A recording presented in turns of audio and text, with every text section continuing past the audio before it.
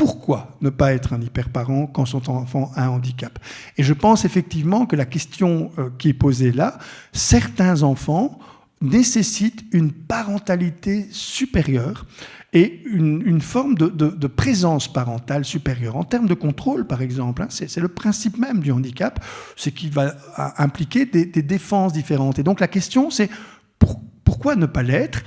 Et jusqu'où peut-on aussi l'assumer seul? C'est ça le problème de l'hyperparentalité lorsqu'elle est la réaction à une enfance fragile, une enfance fragilisée. Et d'ailleurs, la nature est bien faite. Vous savez, il faut savoir que, par exemple, si vous avez un petit enfant mongolien, on l'a mesuré dans une recherche qu'on a réalisée il y a quelques années, si vous montrez la tête d'un enfant qui est arrondie artificiellement, de façon à présenter les signaux de l'enfant mongolien. Vous savez que les signaux de parentalité, donc l'espèce d'instinct du parent, est supérieur à la moyenne.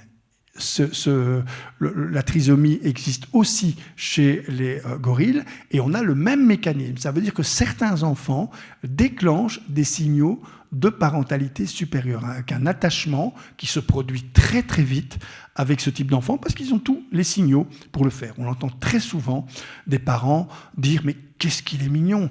Et ce qui est important, c'est « oui, il est mignon, il aura plus besoin de vous qu'un autre, il aura besoin de vous plus longtemps, il aura besoin d'une présence soutenante plus effective et il va falloir aménager notamment la vie du couple qui va changer très très fort avec l'arrivée d'un enfant différent, changer la vie du couple et mettre en place des supports qui vont vous permettre de soutenir cette parentalité qui est une parentalité plus exigeante, il faut accepter de le dire.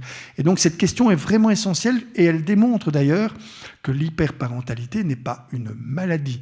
Elle peut produire de la souffrance quand soit on constate qu'elle met de la tension sur le lien, soit quand elle met de la tension parce que les exigences portées sur l'enfant sont plus importantes et trop importantes et qu'il n'est plus en mesure de les assumer, soit elle crée de la souffrance chez le parent qui se donne trop d'exigences.